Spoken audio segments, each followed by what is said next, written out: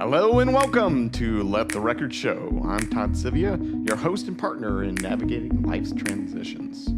At Sivia Law, we believe that every transition in life deserves careful consideration and planning. And that's exactly what we're here to help you with. In each episode of our radio production, we tackle important topics that can impact your life, your family, and your future. From estate planning to real estate, business succession to elder law, we aim to provide you with valuable insights and expert advice. We'll explore a diverse range of topics and invite expert guests to share their insights and wisdom. Our mission is to empower you with the knowledge and resources you need to make well-informed decisions no matter what stage of life you're in. Let me remind you that the information shared during this show is for general educational purposes only and should not be considered legal advice. Every situation is unique, and we always recommend consulting with a qualified professional to address your specific circumstances. Just remember, a choice of a lawyer is an important decision and should not be based upon any kind of advertisement. So sit back, relax, and let's explore Medicaid together. Let the record show that we are here to guide you in every step of the way. So let's get to it. You know, when I started learning about the topic of Medicaid, I would always get things confused because there's another program for seniors, and that program is called Medicare. Now, everybody typically knows what Medicare is all about, but what's the difference between Medicare and Medicaid? Most people, if you're over the age of 65, you will most likely use Medicare. And Medicare is basically your health insurance for anybody over the age of 65. And it does include some people under the age of 65 with certain disabilities or conditions. A federal agency called the Centers for Medicare and Medicaid Services, which also gets us confusing, dealing with Medicaid, runs Medicare. Because it's a federal program, Medicare has set standards of costs and coverage. This means a person's Medicare coverage will be the same no matter what state they live in. So if you live in Illinois, you live in Missouri, you live in Florida, it's all the same and the same coverage, whether you're in Illinois, Missouri, or Florida. They're essentially all the same. You know, everything is the same. So Medicare-related bills are paid from two trust funds held by the U.S. Treasury. Different sources include payroll taxes and funds that Congress authorizes, the trust funds. So people with Medicare pay part of the costs through things like monthly premiums for medical and drug coverages and deductibles and co-insurance. Anybody under the age of 65, they work for an employer, you know, they're used to some type of health care plan that is provided by the employer. Well, that's fine and all dandy, and that's what we're all used to. But Medicare kind of kicks it off because most people are over the age of 65, are either retiring or paid into Medicare for a number of years over the course of your 65 years.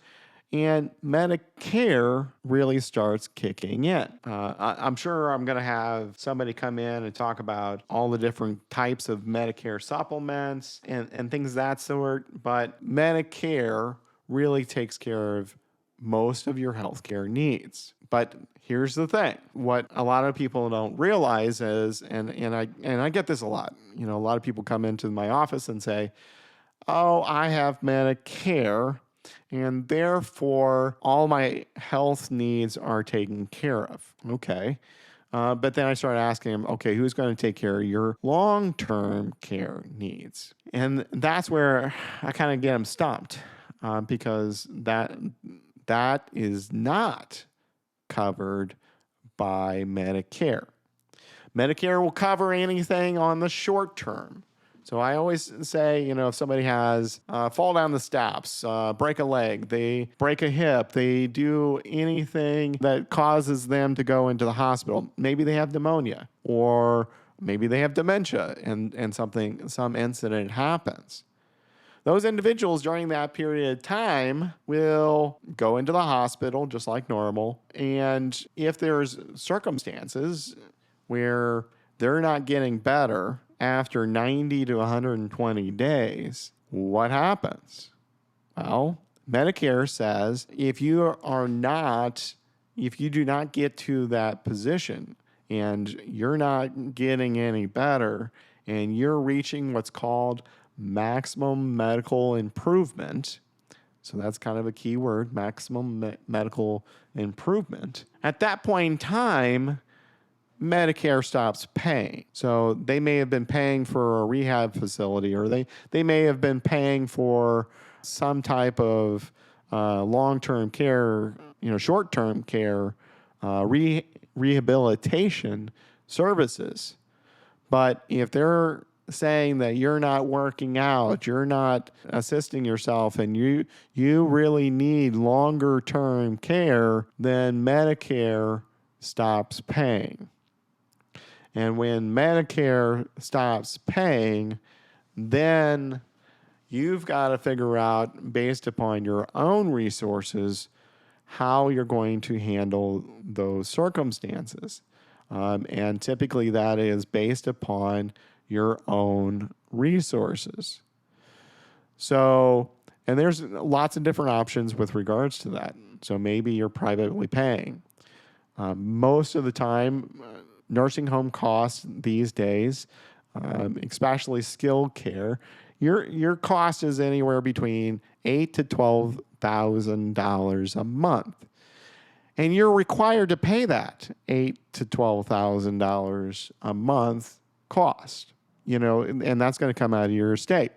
So what happens if I don't have $8,000 to $12,000? Well, if you've done some pre-planning, if you're, say you're in your 50s and you've paid and you've decided, hey, I chose to be prepared, and you looked at getting a long-term care policy, you could do that, and that would provide you some type of benefits. But anybody that knows anything about long-term care policies is there's not as many options as there was back in the 90s. And they're getting fewer and fewer policies available during that are willing to pay the cost for long-term care, or there are some additional provisos. So maybe they're only going to cover a year worth of coverage. Maybe it's 2 years worth of coverage. Maybe it's 3. Maybe there's a maximum lifetime benefit that they are paying. But that's one of your options. So one of your options is long-term care. But if you've run out of resources and you can't pay for long-term care, services like Medicaid kick in. So what is Medicaid? Medicaid is a joint federal and state program that helps cover medical costs for some people with limited income and resources. The federal government has general rules that all states have to comply with for Medicaid purposes, but each state runs its own program. This means eligibility requirements and benefits can vary from state to state. Medicaid offers benefits that Medicare typically doesn't cover, like nursing home coverage, personal care services, and the like. So people with Medicaid usually don't pay anything for covered medical expenses, but they owe some kind of small payment for some items or services. So, if you're on Medicaid, typically, and we'll break it down for the individual. If you don't have any other assets and you need nursing home help, they will take whatever Social Security that you have. They'll take any pensions and look at all your resources, and they'll feed you, make sure you have bathing and taken care of, but you're left with about $30 to cover any additional expenses. including like haircuts and some further medical needs. So that's what Medicaid is. It's this program, and Illinois and Missouri both have Medicaid programs, and they're definitely different between the two of them. Most of the consumers out here, and most of the people that are listening to this program, are most likely Illinois based. So we're really going to focus in and keep ourselves really focused in on Illinois. After we get through the services, the second part of this program, we're going to talk about what are some of the pitfalls with regards to trying to fit yourself into some of these programs. And I'll most likely tell you some stories about people that tried to protect themselves from Medicaid. They may have failed at that program. So stay tuned. We'll keep going on this. Let's talk about our sponsors real quick. To all of these incredible sponsors who make Let the Record Show possible and support our mission of guiding you through life's transition. Today, we'd like to thank Bridges Home Realty, Keystone Place at Magnolia Commons, and Absolute Health for all of their support that they give us and allowing us to work through this program and broadcast this to you. So Bridges Home Realty. Let's talk about Bridges. Bridges is your go-to destination for seamless and integrated home buying experience. They specialize in buying and selling single-family homes and offer expert senior living placement assistance. For more information on Bridges Home Realty, visit www.bridgeshomerealty.com or call them at 618-830-6565. Again, it's 618-830-6565. We also want to extend our appreciation to Keystone Place at Magnolia Commons, a retirement living community that is changing perceptions of what a retirement community is. Keystone's communities are designed to evoke feelings of home, providing compassionate support, comfort, and privacy. With more than 40 communities across the country, Keystone Senior Living is committed to improving the lives of our cherished residents. To learn more about Keystone Place at Magnolia Commons, call 618-685-2259. Again, it's 618-685-2259. Last but not least, we want to express our gratitude to Absolute Healthcare Services. They are an Illinois-based, Illinois-licensed home service agency. They play a critical role in caring for seniors and bringing peace of mind to families in need of their care for their loved ones. Choosing home care through Absolute Health can often be a more cost-efficient, comfortable option compared to full-time nursing home care. For more information about them, call them at 618-466-1010. Again, it's 618-466-1010. All right, so let's continue on and let's talk about Medicaid. So if you have the resources, if you've got $5 or $6 million worth of assets, Medicaid is probably not going to be an issue for you. You should be able to afford and pay for your long-term needs and handle all your nursing home. Probably bring in some private person that'll be able to handle all of your issues, all your medical issues associated with long-term planning. So maybe fine.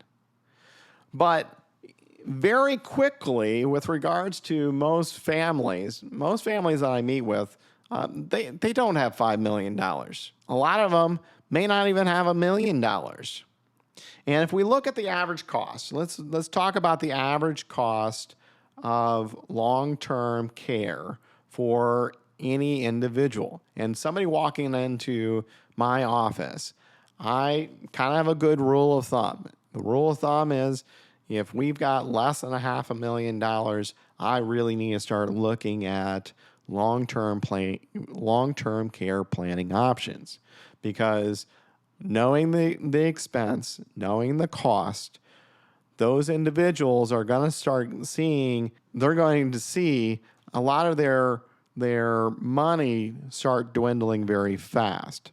Say, typical family, they've got $2,000 in Social Security.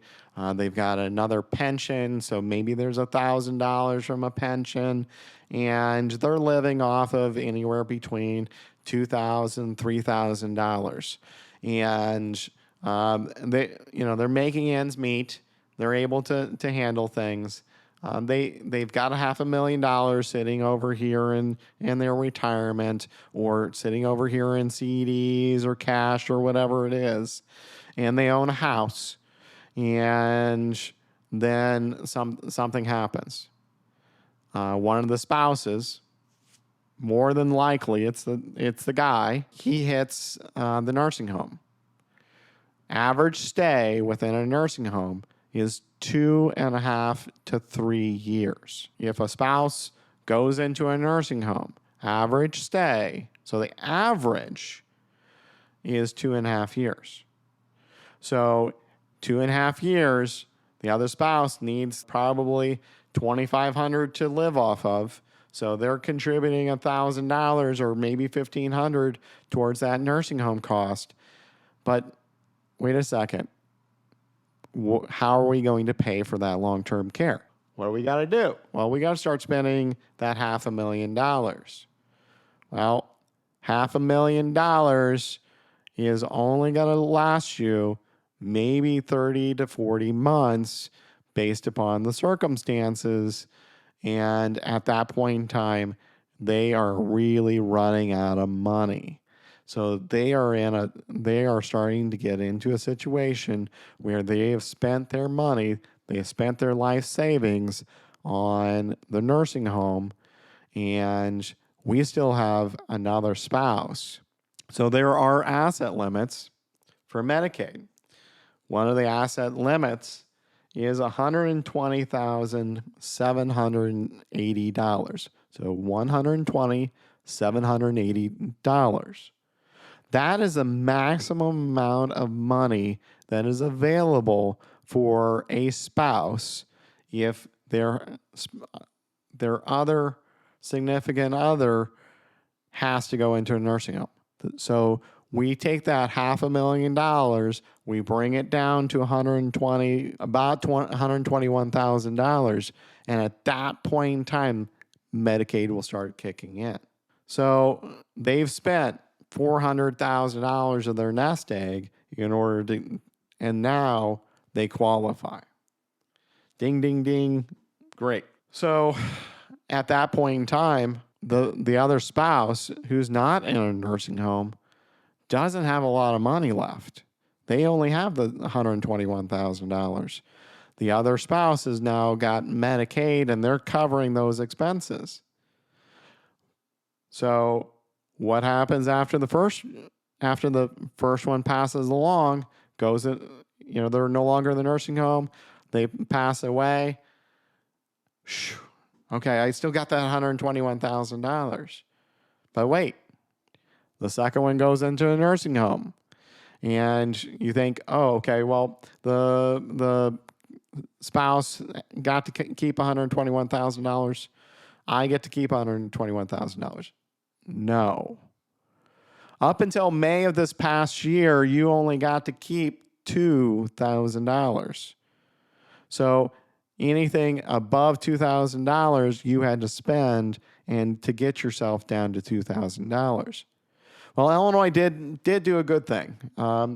It's one of the few things I get to talk about that Illinois has done a good job at, and that is they've increased that limit. The increased limit is now $17,500. So that single individual gets to keep $17,500. And at that point in time, they could qualify for Medicaid. So that's great. That's a positive. But once we've spent that money down, we may not have enough money to pay for the funeral home. We may not have enough money for this, that, or the other. So usually one of the first things that we talk about in sitting down with a client is, what are some of the things that they can do? They may be able to handle prepaying their funeral. There are certain exemptions.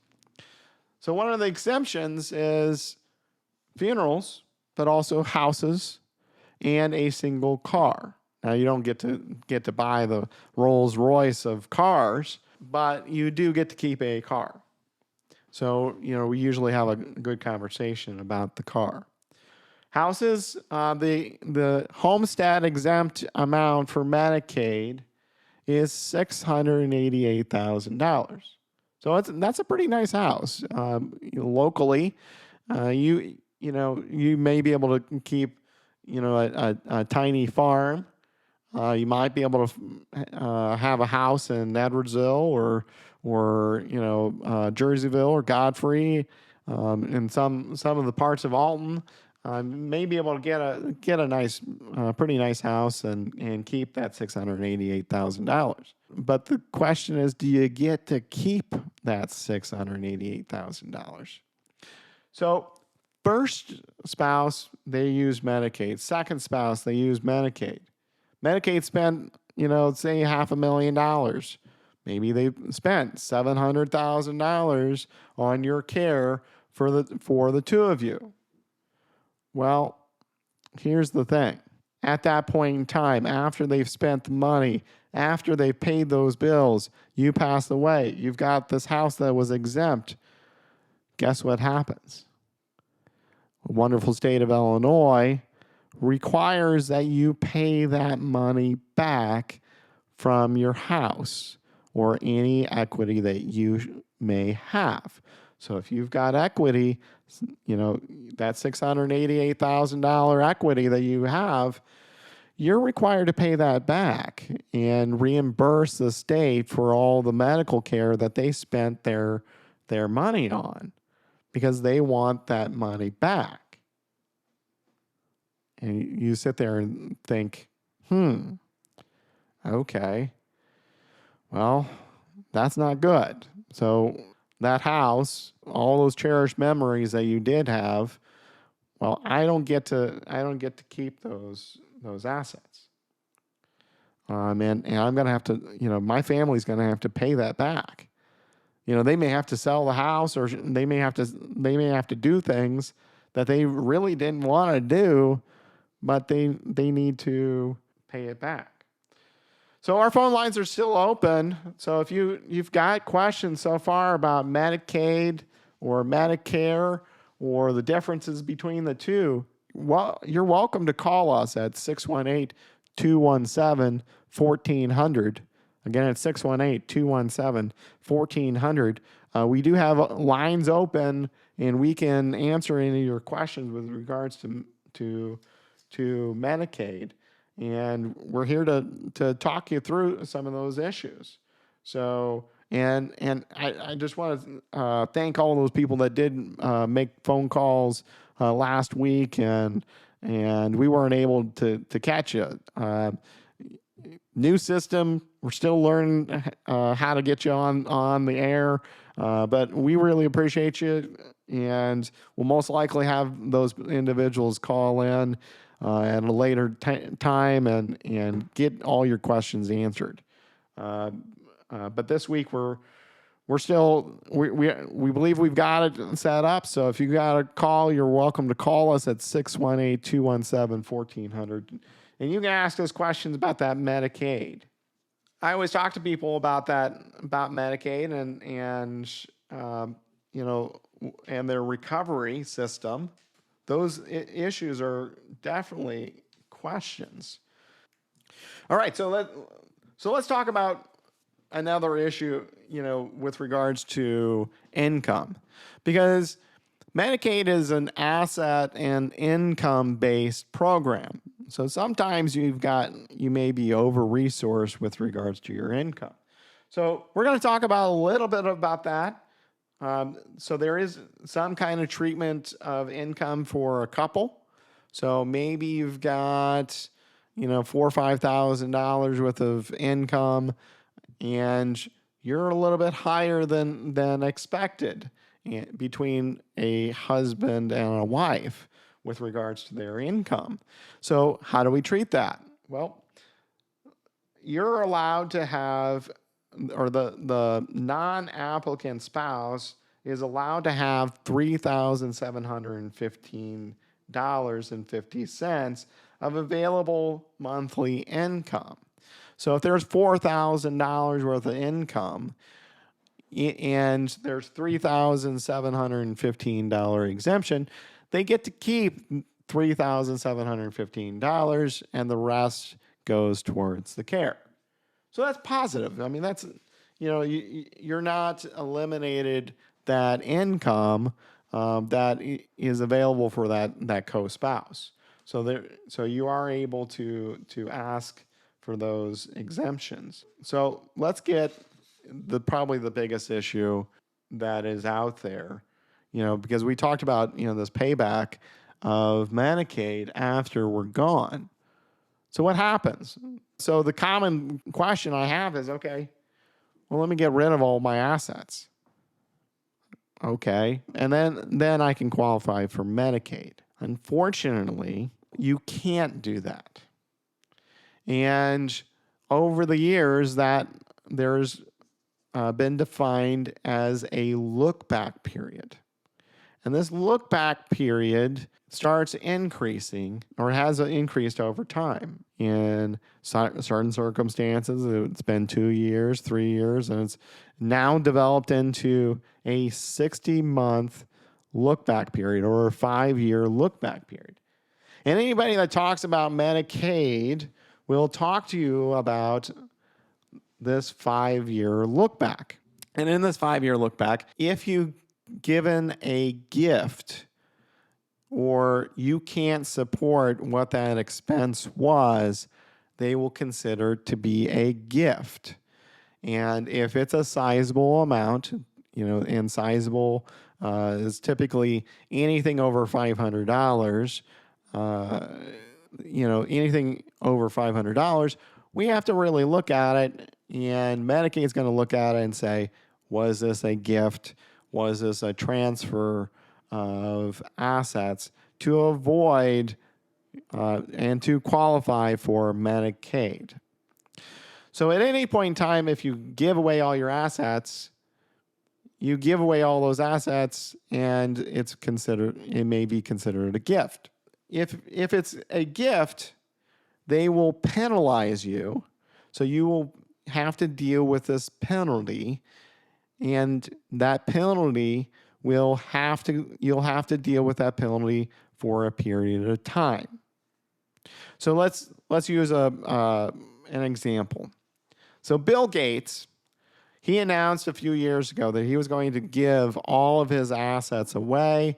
And if he gave all of his assets away, gave it to the Bill and Melinda Gates Foundation, and they hand everything off to them, and they have no assets.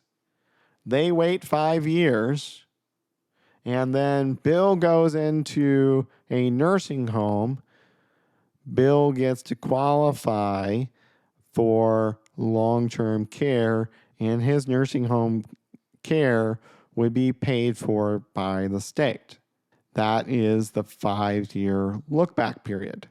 So if it's a gift within the 5 years, so maybe Bill gets to 4 years and 6 months, and he needs to go into a nursing home care, Medicaid would look at his transfer and say, Bill, you had over $1 billion or $10 billion or whatever $1 billion you had at that point in time. You could have qualified for you could have self-paid all your nursing home bills. But unfortunately, Bill, because you did that, you're disqualified. You don't get Medicaid benefits. But if Bill waits 5 years and one day you look back, any kind of transfers that he had, and he didn't do any kind of transfers within that 5-year period of time, but he did on 5 years, one day, then he qualifies for Medicaid. So, I always get questions of, well, so if there's a 5-year look back, let me give everything to my kids. Let me give everything to charity, or I want to give everything away as quickly as possible, and that way I can get through the 5-year look back.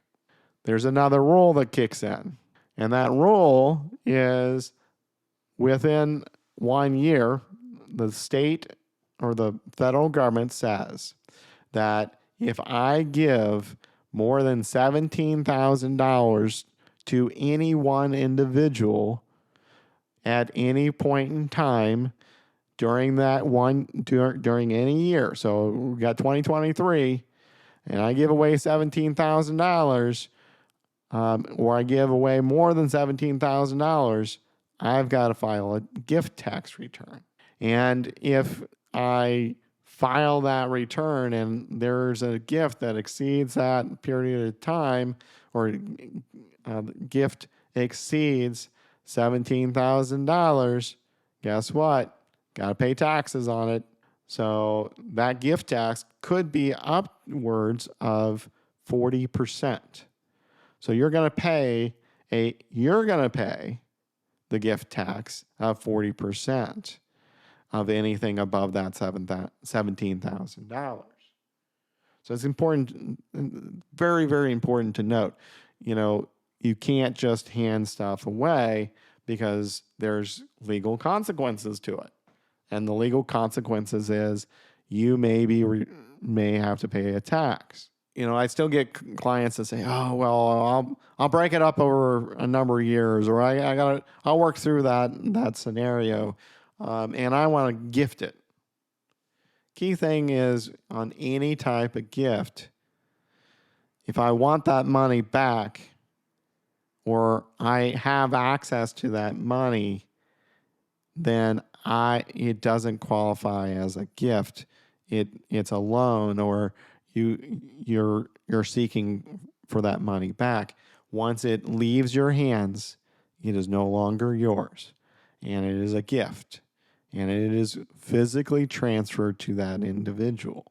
You can't just put it in hiding or put it underneath your mattress or whatever you want to do. You just can't. We can't get through those issues. So it's important to note.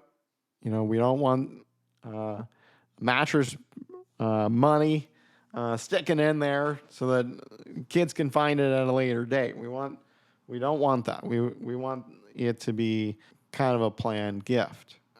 So let's talk about some of the negatives, common misconceptions with clients that they don't realize what they're doing. And sometimes, sometimes even attorneys don't even know the issues that may impact. And they go ahead and say, okay, well, yeah, I'll gift that to son. What they don't realize, or we'll add this person to a bank account, or we'll add this person to their name to the deed. And they put this asset, we put mom's house on in son's name, or in daughter's name, or son and daughter's name. So we got 3 people on this deed, and son and daughter, mom dies, it automatically inherits to, the thinking is mom passes away, put it in joint tenancy, and now the 2 kids get this asset. Okay. It automatically transfers over to the kids. But again, Once you give a gift, you've given the gift and you can't get it back. You can't make an argument that's my property.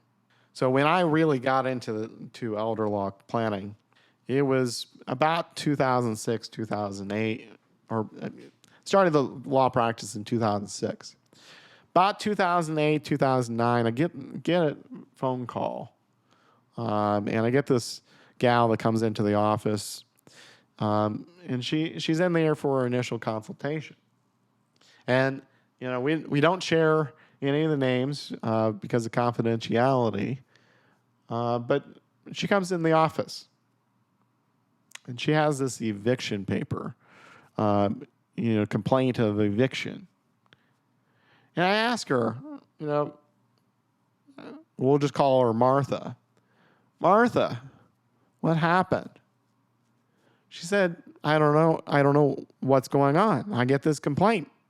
This is a house I've lived in for 30 years. I said, well, I'm reading through the complaint, and I say, this plaintiff, do you know this plaintiff called Anna? She's like, yeah, that's my daughter-in-law. And she's not my daughter-in-law anymore. And I said, oh, really? I said, what happened? She said, well, my son and Anna got divorced. I said, okay, well, I read through the complaint. And I said, well, let me do some research. So I do some research, and I find this deed, the judicial deed. And in this judicial deed, the judge has issued an order transferring this house, mom's house, to Anna. And Anna, and she was awarded this house through the divorce decree. And so Anna now owns this house, and she's evicting mom. So, I call her back in and say, hey, here's what I found out. Mom had this, they had this divorce, and this house was awarded to Anna. Somehow, son had this house. And she's like, well, yeah, I gave my house over to my spouse, or gave it over to my son, because I wanted to avoid Medicaid. And what happened? Anna got the house. There wasn't much of a defense that I had because the gift was completed. This gift of this house that mom was trying to avoid through Medicaid was granted to ex-daughter-in-law. I mean, talk about a demoralizing event, but the problem is once you've transferred an asset, it is no longer your asset. And that's a struggle. And a lot of people don't realize, hey, I want to avoid Medicaid. Well, when you transfer that asset, you no longer own it. I had another client who had a bank account. Now, and in that bank account, there was Christmas money of son. Son was a minor, but the dad had a creditor come in and garnish their bank account. And guess what? They garnished the Christmas money of the minor child. So when your name is on an account, all creditors can attach to any asset that is in your name. So if the child or your child or grandchild or however case that it might be, if they're financially struggling, or if they file bankruptcy, or they file any kind of creditor protections, their assets are available to any of the creditors. We talked about Medicaid, and a lot of people talk and say, oh, well, let's gift it to this person or gift it to that person. But if they gift it to these individuals, their creditors can attach those assets. We really don't want that to happen. Here's another rule, another issue with regards to gifting. And a lot of people don't realize this. But if you gift an asset, say we look at my grandparents. My grandparents bought a house in the 1960s for $10,000. And say they gifted it to me or to whomever. Their value or their basis in that house was only $10,000 because that's what they paid for it back in the 1960s. Well, if that house is worth $250,000 and they gifted it to me, I step in their shoes, which means that if I step in their shoes, their basis or the value that they paid for it was $10,000. If I turn around and sell that asset, I don't get what's called the step up in basis. I get the taxable value at the $250,000 because that's what we're going to sell it for. And because I didn't live in that house, my grandparents did, or my parents did, now I have a taxable income of $240,000. Because of this transfer, because we're trying to avoid the tax man, or trying to avoid Medicaid or the nursing home getting all these assets, you just put yourself in a situation where, guess what? The tax man gets paid. And the tax man is going to charge you 20% on that taxable value. And that taxable value is $240,000. So let's do the quick math. 240 times 20%, they get $48,000. But oh wait, there's more. The state of Illinois gets another 5%. So 1/4 of the value of that house just went out the side to people that we're trying to avoid, which is the state government and the federal government. So they still get their hand, and they have their hand out. They want their money, and they're going to get their money. And you're willingly paying them that money because you're transferring those assets to an individual. So maybe you got through that 5-year look back. That's great. And I've had clients that have come in, and I'm reviewing work from other attorneys, and they have handed off this deed. Well, they don't realize they just got stuck with a big tax bill.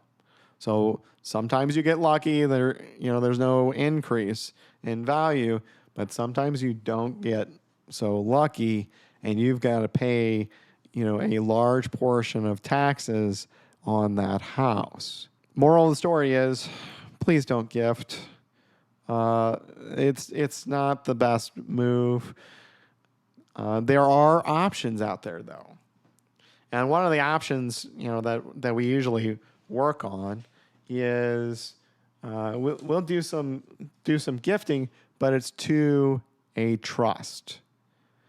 And if it's to a trust, creditors can't touch a trust. Medicaid can't also touch the trust once you get through the 5-year look-back period. So if you need more information about trusts and Medicaid trusts, you're welcome to give us a call at 618-217-1400. Again, it's 217-1400. You can also send us an email at radio@Sivia, S-I-V as in Victor, I-A, law.com. Again, it's radio@Sivia, S-I-V as in Victor, I-A, law.com. So if you have questions about trusts and Medicaid trusts and gifting and some of these Medicaid rules, you're welcome to give us a call. Phone lines are open, and we'll take those phone calls. So let's talk about our sponsors, because I just got to talk about our sponsors for a second here. Again, we're very appreciative of all that they do for us. We just want to extend our gratitude for all these incredible sponsors, including Bridges Home Realty, Keystone Place at Magnolia Commons, and Absolute Health. If you need to take a trip or have an occasion to take a trip up to Edwardsville and you want to check out a fantastic senior living facility, you got to go check out Keystone Place at Magnolia Commons. It's right there on 157 near Moto Mart. If you got grandchildren and you know where Edison's is, it's between Edison's and the Moto Mart.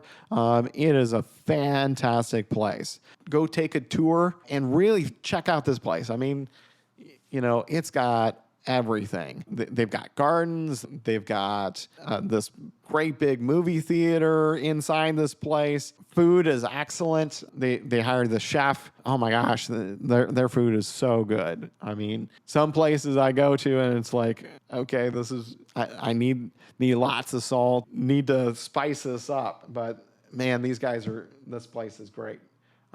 If you need to call them or want to set up an appointment with them and check them out, call them at 618-685-2259.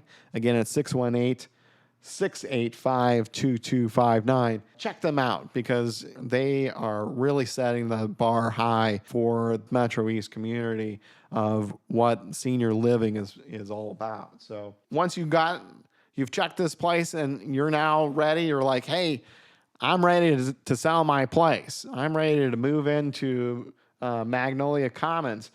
We're gonna go and we need to downsize, try to figure out what we're gonna do with all of our stuff. Check out Bridges Home Realty. Bridges Home Realty, they know how to work through the process, and they make it really easy for you to sell your house. Help you find a senior living facility. But they also sell regular homes. If you've got a regular home you want to sell, you can call them at 618-830-6565. Again, 618-830-6565. You know what?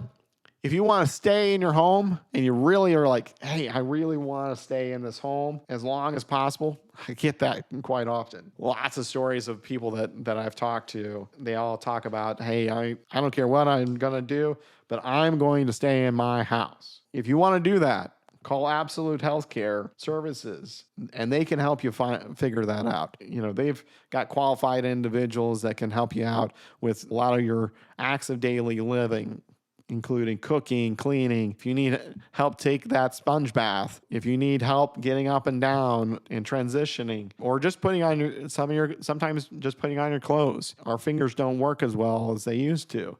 So if you need some type of guidance or need a little bit of help, you can call Absolute Healthcare Services at 618-466-1010. Again, it's 618-466-1010.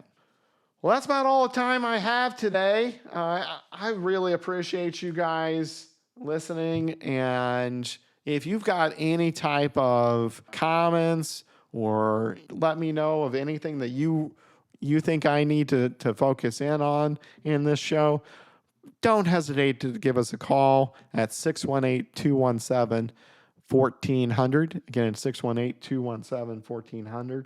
Thank you for joining us today on Let the Record Show. I hope you found our discussion on Medicaid both empowering and enlightening. Remember, at Sivia Law, we're here to guide you through life's transitions, no matter how complex they may seem.